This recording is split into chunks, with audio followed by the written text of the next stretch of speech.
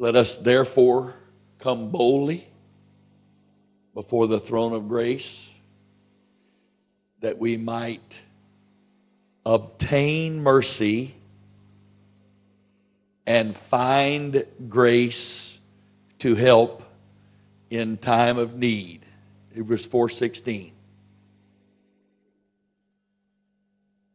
Hallelujah.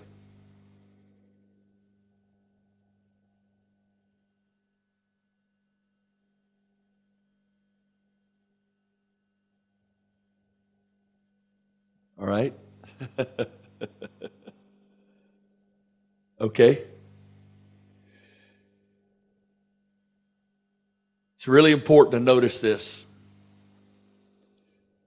that we may obtain mercy. The Greek word translated obtain here is the exact same Greek word that's translated receive in Acts 2:38 on receiving the Holy Ghost. It's the Greek word lambano, and it means to take what is being offered and provided. No one talks God into giving them the Holy Ghost. We worship the Lord. His Spirit comes to us. We take or receive what is being offered. That's how you receive the Holy Ghost. It is not a passive thing. It's an active thing. God offers it, then I, by faith, reach out and take it. God does not make anyone speak in tongues. You have to yield to Him. That's a choice. It's a decision of faith. So therefore, mercy is obtained. It's not earned. It's not deserved. But it's taken because it's offered. Notice, you must first take mercy in order to have grace. No one has New Testament grace who is not living with the benefits of mercy. Anyone that claims that the grace of God is at work in their lives, who has not repented of their sins, who has not allowed the grace of God to forgive them of all their sins, that person is not walking in the power of grace. Right. Because the first thing that's necessary is mercy. I've got to let the love of God and the provision of God take care of my past.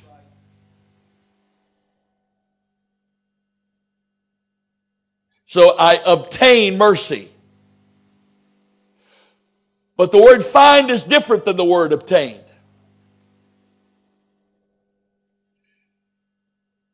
Now this will blow a lot of the denominational world's theology right out of the water. Okay? But grace, while it may be unmerited favor, is not unwarranted favor. What that means is, grace is not given to everyone. Those that have received grace, those that have grace being operative in their lives, it is unmerited. They do not deserve it. But it's not there accidentally. Because the word find in the Greek means to pursue something until you get it. Wow. It is a conscious pursuit. You don't get grace by accident. You don't get grace by default. The reason that people think that's possible is they don't understand what grace is. Grace is the most apostolic, spiritual, supernatural concept that I know.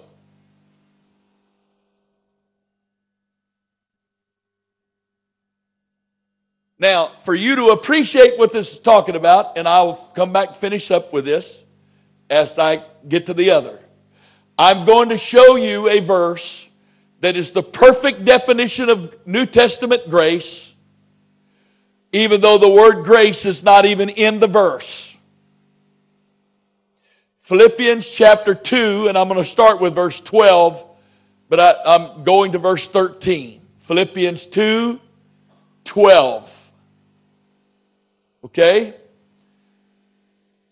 Wherefore, my beloved, as ye have always obeyed, not as in my presence only, but now much more in my absence, work out your own salvation with fear and trembling. Now, if we stopped reading there, it would sound like it's all up to you, wouldn't it?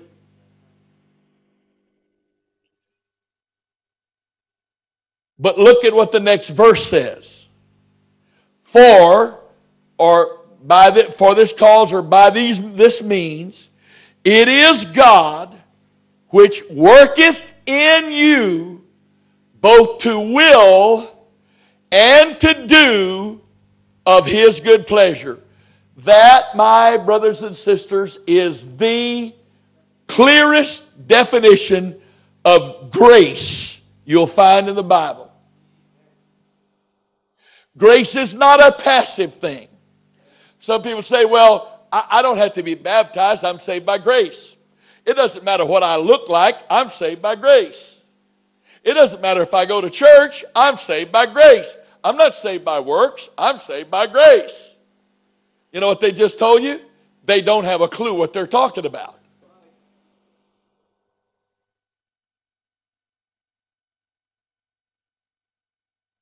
Grace doesn't excuse us from having the works the Lord requires.